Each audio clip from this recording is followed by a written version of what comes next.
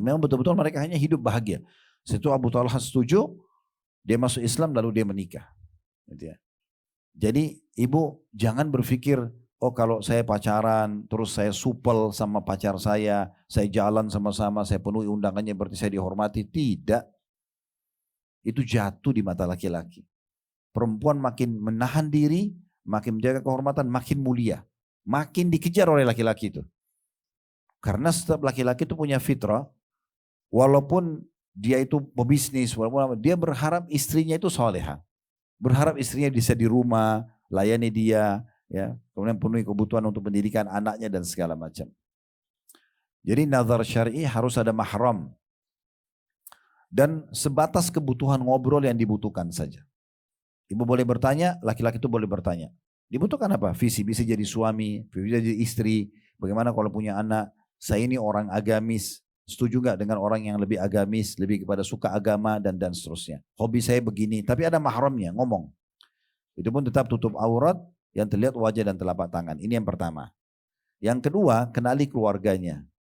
Tapi kenali keluarga ini secara umum saja, global. Jadi misalnya kita tahu, oh keluarga ini keluarga yang terkenal berpendidikan. Ya udah, cukup itu. Oh ini keluarga baik-baik, cukup. Nggak usah lebih dari itu. Ya. Nanti saya jelaskan ya. Terus bagaimana caranya kita tahu lebih dalam, nanti kita jelaskan. Sekarang jangan buru-buru, kita ke poin-poin ini dulu. Yang jelas, sekarang kita kenali keluarganya, tapi secara global. Kita bukan masuk kenalan segala macam, kita tahu oh keluarga ini secara umum baik-baik. Kan ada tuh keluarga yang semuanya berpendidikan, suami istri guru, suami istri baik-baik, suaminya pebisnis, istrinya orang rumahan. Dikenal, di keluarga sekitar itu orang dikenal. Nah ini. Kemudian yang ketiga, lingkungan. Di masa sekarang, cara yang paling gampang kenal lingkungannya medianya. Rata-rata orang kalau punya media, kecuali dia tidak punya media ya lain. Nanti kita ada ajarkan tipsnya. Tapi kalau dia punya media Facebook, Instagram, biasanya orang menuangkan hobinya itu di medianya. Kita buka Instagram atau Facebook, kita tahu oh, orang ini suka musik, oh, orang ini suka ini, orang ini suka begini dan begitu gitu ya. Contohnya, ada dulu kerabat kami dilamar oleh seseorang, ibunya puji-puji, ibu laki-laki ini. Kebetulan saya hadir di situ karena kerabat kami. Lalu subhanallah, yang mau rencana dilamar ini dari kerabat kami perempuan, membuka Facebooknya, terlihat anak itu selalu di diskotik, di karaoke. Enggak jadi. Walaupun ibunya puji-puji seperti apa nih, statusnya ada nih di medianya. Kalau dia tidak punya media, tipsnya adalah kita boleh bertanya depan mahram kita. Ibu boleh tanya, kalau weekend ngapain aja? Ini kalau liburan nih, Sabtu, Ahad ini buat apa saja, apa aktivitas? Itu aja tanya. Kalau dia bilang, oh saya biasa ke karaoke, saya ke diskotik, ini ibu sudah ambil kesimpulan. Kalau dia bilang, oh saya biasa hadir di majelis taklim, oh saya biasa ke perpustakaan, saya ikut pelatihan peningkatan skill saya, ya keterampilan saya, itu berarti oke, udah cukup. Jadi lingkungan ya. Kemudian yang terakhir, yang keempat baru istikharah. Sholat 2 rakaat saja, istikharah gak usah lama-lama. Ya. Gak usah lama-lama, sholat 2 rakaat, habis sholat asal niatnya ikhlas ya. Lupakan dulu kecenderungan kita, dari 2 yang kita pilih A atau B, kita lupakan dulu kecenderungannya, kemudian kita istikharah minta petunjuk sama Allah. 2 rakaat cukup. Selepas salam, kita tinggal ikutin isi hati kita. Kalau persentasenya, secara persentase, misalnya 60% mau menikah, 40% masih ragu, itu sudah jawaban istikharah. Udah melangkah saja, gitu kan. Jadi nggak usah tunggu mimpi, ya. Apalagi di Indonesia katanya ada kalau mimpi ular mau menikah. Ini perlu dibantai ini.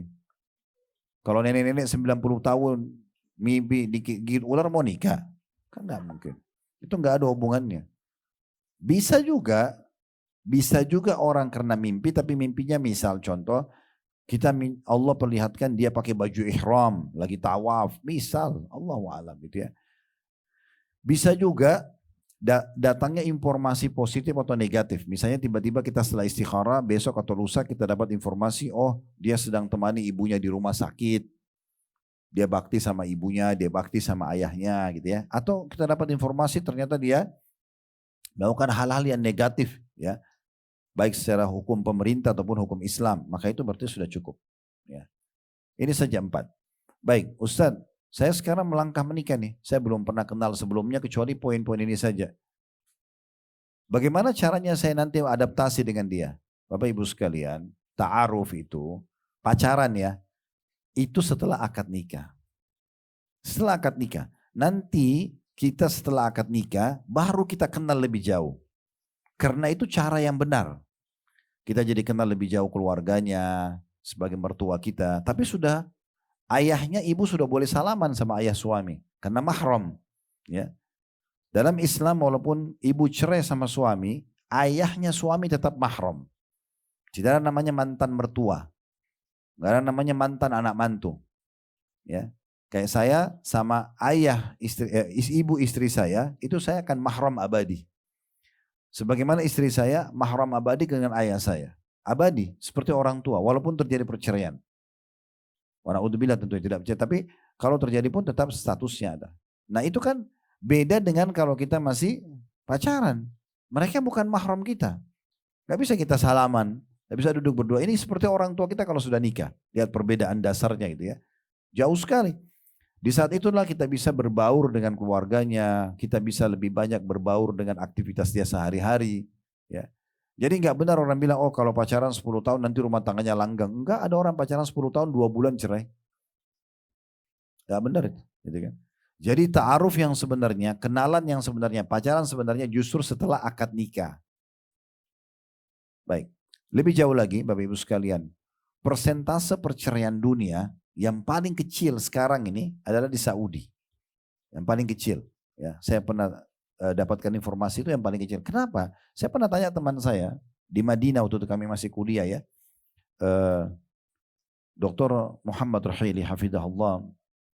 Saya tanya gimana kalau Anda ini atau kamu ini mau nikah. Sementara semua wanita bercadar, semua wanita tertutup di Madinah. Tidak ada orang kenalan-kenalan bebas kayak kita gitu. Dia bilang kalau saya sudah ada kecenderungan mau nikah, saya bilang sama ibu saya mau menikah. Lalu ibu saya menyiapkan kandidatnya.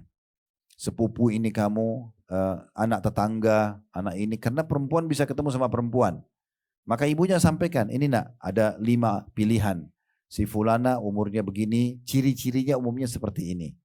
Misal contoh, nah dari A, B, C, D, F ini misalnya 5 orang, itu sampai E misalnya A, B, C, D, E misalnya atau sampai F, nama-nama ini kemudian misalnya si anak laki-laki ini cenderung udah saya mau lihat si C dulu deh, nazar.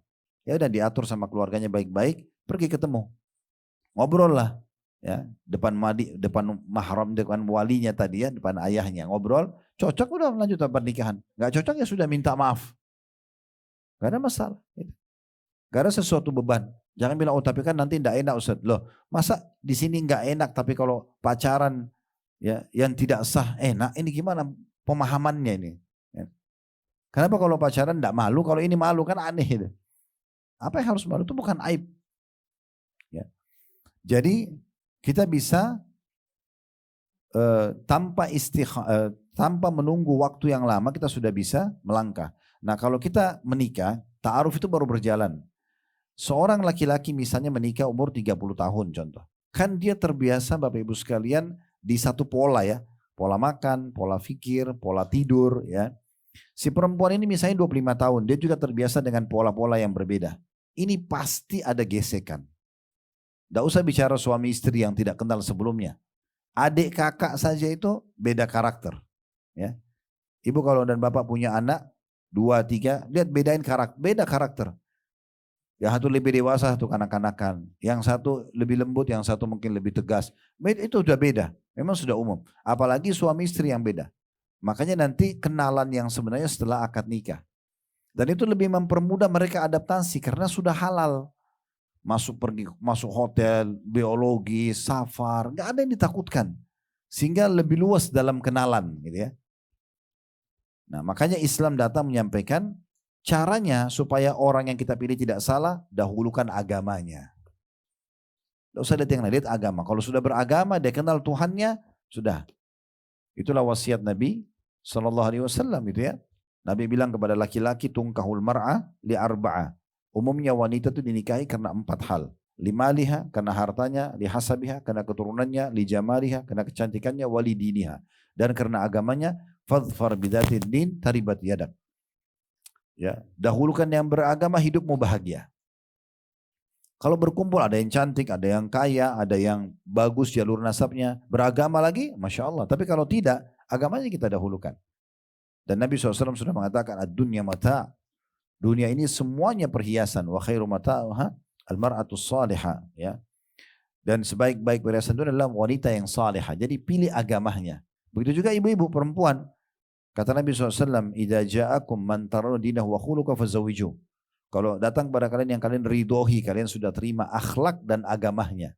Laki-laki nih kalau datang melamar, akhlak dan agamanya, maka terima lamarannya. Kalau tidak akan terjadi kerusakan di muka bumi. Kata sebagian ulama hadis, kerusakan itu KDRT, perceraian, itu terjadi karena tidak beragama. Cuma didahulukan kekayaannya saja dan ketampanannya.